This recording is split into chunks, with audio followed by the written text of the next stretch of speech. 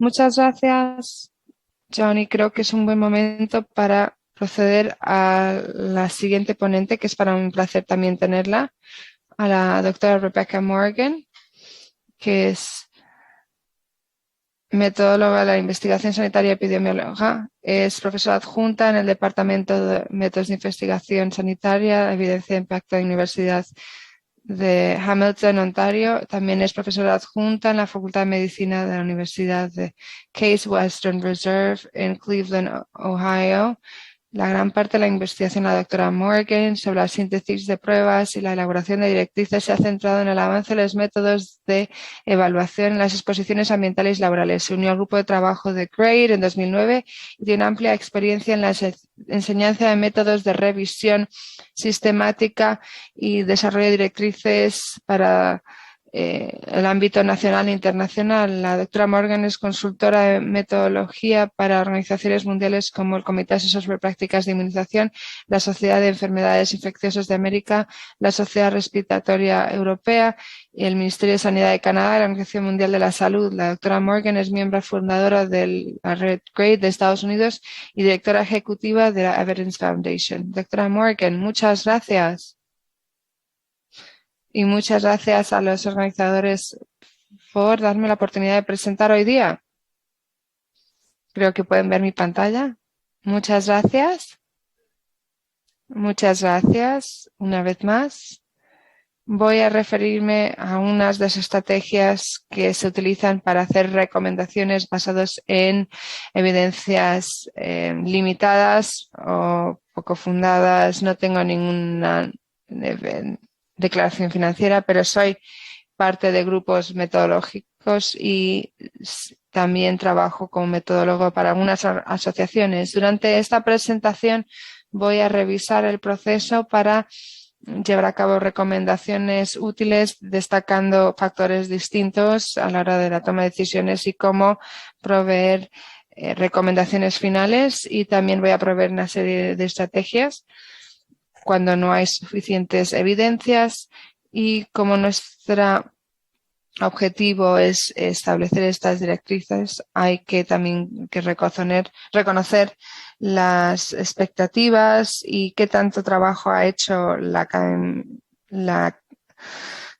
Asociación de Academias.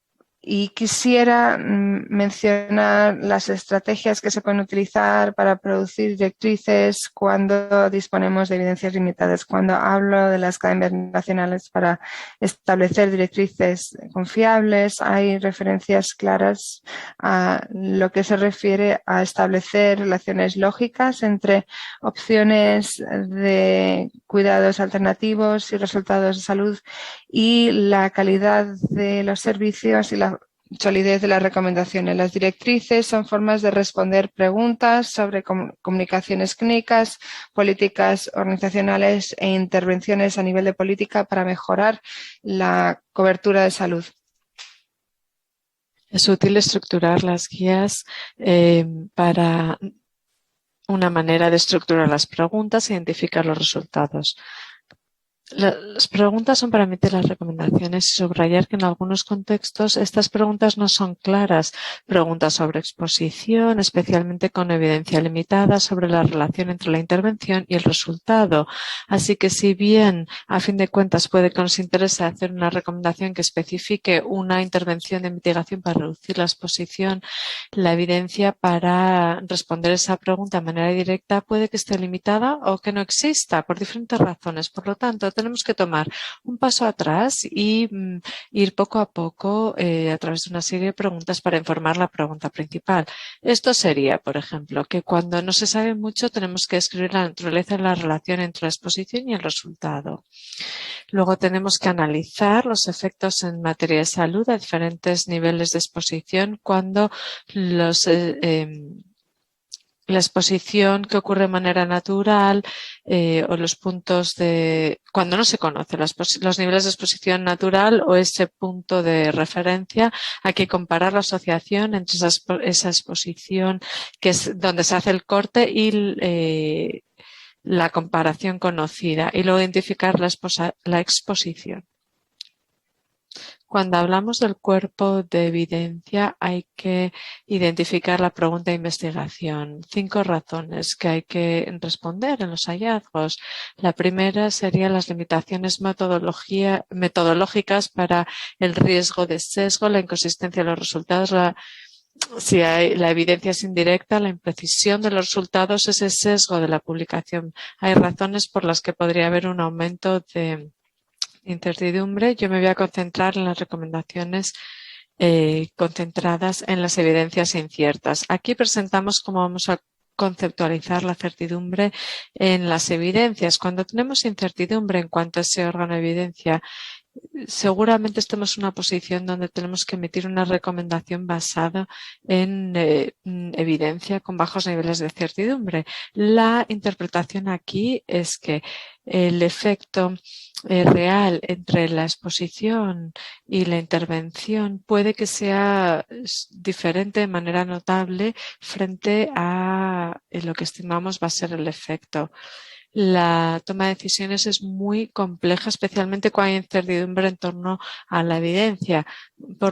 Gracias a Dios, la tarea aquí es emitir consideraciones de los otros factores. Hay diferentes factores a tener en cuenta.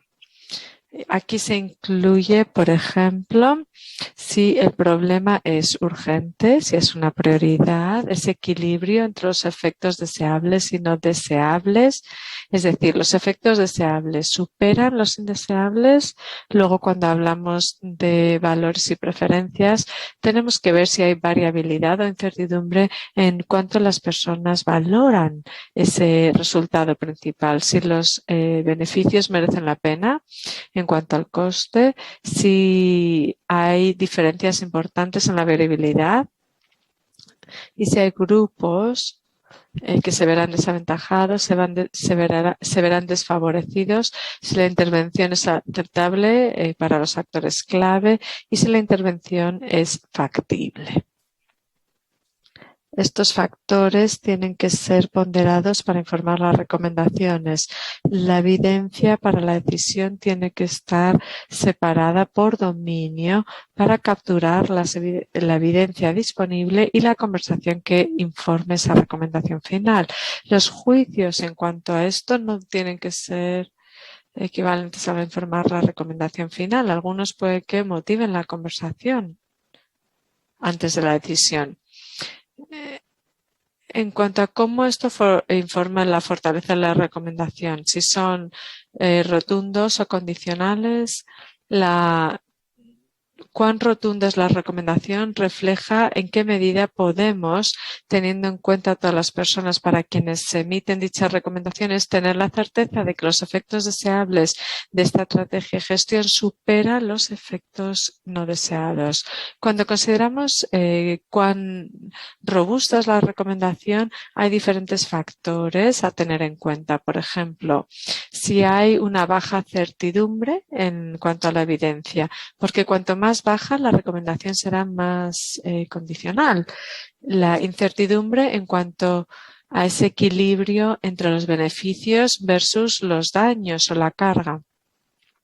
Cuanto más bajo es el beneficio neto y la certidumbre para dicho beneficio, mayor la probabilidad de que la recomendación sea condicional. Cuando hay incertidumbre o diferencias en los valores de los pacientes o preferencias, es más probable que entonces la recomendación sea condicional y luego incertidumbre en cuanto a si los beneficios netos merecen la pena en cuanto a los costes o costos. Cuanto más altos los costos de una intervención, mayor probabilidad de que la recomendación sea condicional. Luego, equilibrio entre los beneficios y los daños. Si los beneficios claramente no superan los beneficios, cuando los beneficios claramente superan los efectos negativos, la recomendación obviamente va a ser mucho más robusta. Las recomendaciones tienen que estar escritas claramente para beneficiar al usuario y reducir el riesgo de interpretación. Hay que utilizar un lenguaje estándar para transmitir el significado de manera clara. Para cada recomendación, determinar la dirección y cuán rotunda es. Esta diapositiva brinda ejemplos para redactar una recomendación rotunda frente a otra más condicional. Por ejemplo, se recomienda que o se sugiere que. Recomendar es más fuerte, más rotundo que sugerir. De nuevo, cuando se recomienda en contra de una exposición o intervención, hay que evitar no recomendamos. Por el contrario, hay que decir nuestra recomendación va en contra de decidir si se recomienda una intervención o no, o se recomienda en contra de la alternativa, y siempre incluir una comparación.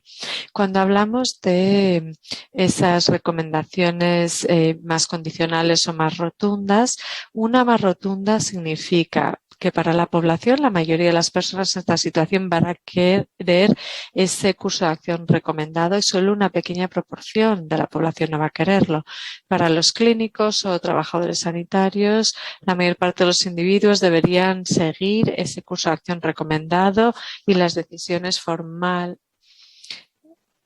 No se debería necesitar ayuda para una decisión formal.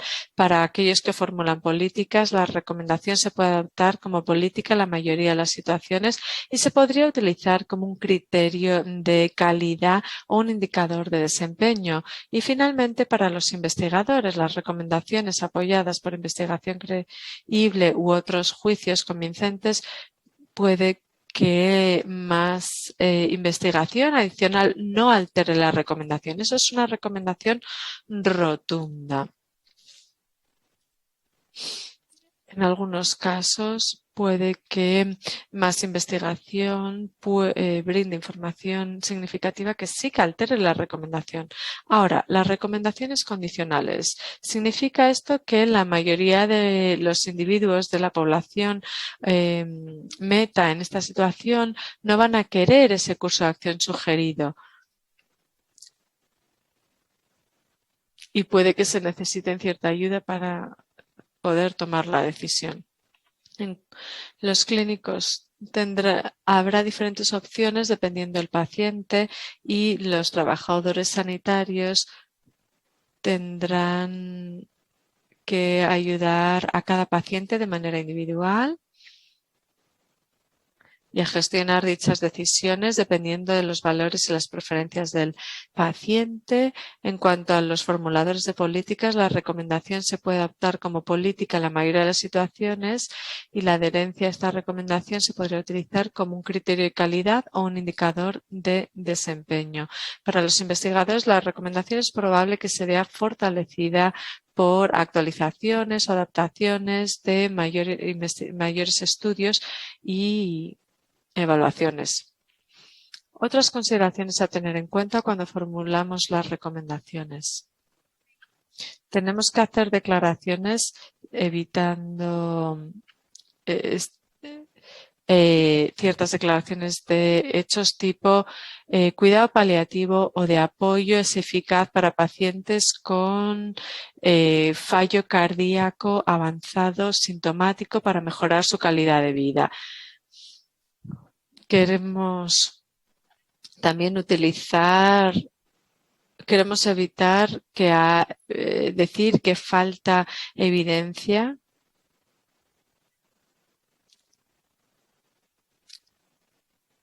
Y luego, finalmente, debemos hacer que la recomendación sea concisa. Puede que se necesite más información y eso se puede incluir en la narrativa del documento. Entonces, ¿qué es lo que vamos a hacer cuando hemos revisado toda la evidencia y luego sentimos que no se puede identificar las evidencias necesarias para informar las recomendaciones? Puede que no haya estudios directos o el nivel de certidumbre es bajo. Si hay una pregunta sensata, va a haber evidencia para la recomendación. Habiendo dicho esto, puede que no provenga del estudio que hayamos anticipado ya sea randomizado o no. Puede que necesitemos considerar más evidencia como datos de laboratorio con animales. Al ampliar el alcance de los datos, puede que veamos que tenemos mayor certidumbre en esos datos indirectos y eso sería preferible a menor certidumbre en datos directos. Un estudio reciente propuso 5 estrategias para que la evidencia insuficiente sea más accionable cuando la intención es informar la toma de decisiones. Esto se basa en mis diapositivas anteriores, sugiriendo primero reconsiderar el diseño de los estudios que se podrían elegir, como incluir estudios de observación o comparativos. En segundo lugar, resumir la evidencia indirecta que pueda que no haya cumplido con los requisitos para ser elegible para esa revisión. Luego, resumir la evidencia contextual y de implementación, tal y como he dicho, que se incluiría información sobre valores, preferencia, uso de recursos, equidad, factibilidad, considerar modelaje, análisis de decisión y finalmente incorporar datos sobre el sistema de salud no publicado en la síntesis de la evidencia. Otro estudio de observación que utilice datos del EMR, por ejemplo, se puede utilizar para la implementación. En algunas situaciones donde haya insuficiencia de datos, se puede utilizar una intervención por un panel de expertos. Primero, puede que haya evidencia insuficiente para que un panel recomiende su uso. Más investigación puede reducir la incertidumbre y luego más investigación puede que sea útil para los costos anticipados. El ejemplo, pues uno con pacientes ambulatorios con COVID-19 con síntomas moderados, la IDS, la guía de el panel para las guías de la IDSA recomienda que el plasma convaleciente de COVID-19 es solo en el contexto de un ensayo clínico. En particular, hay que identificar qué resultado debería ser medido.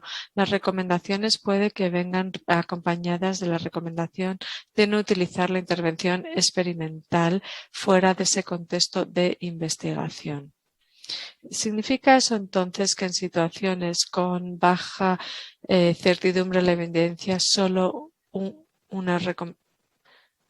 se puede emitir una recomendación condicional? No necesariamente. Primero, la mayoría de las recomendaciones son condicionales porque reconocen un equilibrio entre la intervención en comparación y una mayor discusión de esa guía. El segundo es que queremos evitar ese tipo de recomendaciones discordantes. Son recomendaciones que con bajos niveles de certidumbre. Pero hay 5 tipos de recomendaciones. Para empezar, puede haber una situación de riesgo a la vida o un beneficio no certero o una certidumbre del riesgo o daño. Una opción es más dañina y costosa o una opción es menos dañina o costosa y luego potencial para un daño catastrófico. Déjeme darle un ejemplo. El segundo escenario en el que no tienen certidumbre a la hora de determinar el beneficio, pero sí hay certidumbre de riesgo. Este ejemplo muestra una recomendación que tiene que ver con hacer pruebas preventivas. Después de la recomendación del panel se destacó la siguiente información. Había poca certidumbre de beneficio en la detección temprana, pero sí había una alta certidumbre de daño. Y también se destacó que había un alto coste relacionado con la intervención y también una recomendación sobre el evitar el daño. Así que en este caso se emitió una recomendación fuerte en contra de esta intervención. ¿Dónde nos deja esto? pues hay muchos pasos en los que se puede ajustar el ámbito de actuación para determinar las evidencias directas o indirectas, sea a través de la revisión de evidencias, pero también tener una falta nivel de certidumbre también puede ser informativo, ya que puede ser un factor para la toma de decisiones, la preferencia, los recursos, el uso de los mismos, la equidad, y las recomendaciones utilizan lenguaje preciso y conciso para los usuarios, y también si se considera que las evidencias no son suficientes para las recomendaciones, pero pueden ser informativas o merecen la pena en cuanto a costo y pueden ser apropiadas, y también evitar recomendaciones en las que hay poca certidumbre de las evidencias, considerando las implicaciones de la poca evidencia. Así que puede haber una variabilidad en el curso de acción apropiado. En todos estos pasos, el mantenimiento de la transparencia, la necesidad de encontrar una recomendación es esencial. Ahora, tener una directriz confiable. Aquí tiene una lista de mis referencias y muchas gracias. Muchas gracias, doctora Morgan. Excelente presentación. Y tengo la primera pregunta. Sigo teniendo ciertas reservas sobre el proceso de categorización en un mundo en el que todo el mundo está de antemano bien, pero también está en desacuerdo con estas cosas. Miro la incertidumbre y el riesgo de equivocarse. El riesgo de equivocarse tiene dos caras. Uno puede ser un error que diga, bueno, hay que hacerlo o no hay que hacerlo, o un segundo tipo de error que dice que no deberíamos hacerlo y se tendría que haber hecho. Y creo que en esta exposición medioambiental mi preocupación se refiere más a la falta de evidencias, el alto riesgo de equivocarnos y decir, bueno, no hagamos nada, cuando en realidad podemos estar cometiendo un error de segundo tipo. Así que creo que lo más importante en este aspecto, y quisiera expandir al respecto, son las ramificaciones de equivocarse. Bueno, diciendo más bien, tendríamos que haberlo hecho o tendríamos que haber hecho esta prueba cuando no deberíamos haberlo hecho, o en este aspecto el riesgo de haberse equivocado es muy alto y el riesgo de no haber hecho algo era muy alto también. ¿Tiene sentido lo que he dicho? Sí, claro. Y claramente también es algo que yo me he planteado también en muchos casos en lo que se refiere a las directrices. Y en el último año, en lo que se refiere al desarrollo de directrices en COVID, en el que nos faltaba mucha información y no queremos errar y queremos más bien ser cautos. Siempre está el riesgo que he mencionado, pero lo que podríamos hacer a la hora de establecer directrices es reconocer que estamos tomando decisiones sobre las informaciones disponibles y no solamente las evidencias, sino la calidad. También estamos estudiando los demás factores. Así que la transparencia y cómo se consideran estas decisiones es esencial. También tiene que haber transparencia en lo que se refiere a la recomendación que queremos hacer y que afecta a nuestra toma de decisión. Y esto es algo que también escucho desde el punto de vista de todos los usuarios. Si queda claro que no se dispone de suficiente evidencia, ¿qué se puede hacer? ¿Cómo se puede tomar una decisión? Y creo que cualquier paso para contextualizar esta brecha de conocimiento, qué tipo de acción se puede tomar, puede aportar más que la ausencia de información y puede ser más útil en la práctica. Gracias, sí, eso es muy útil. ¿Hay más preguntas de otros miembros del comité?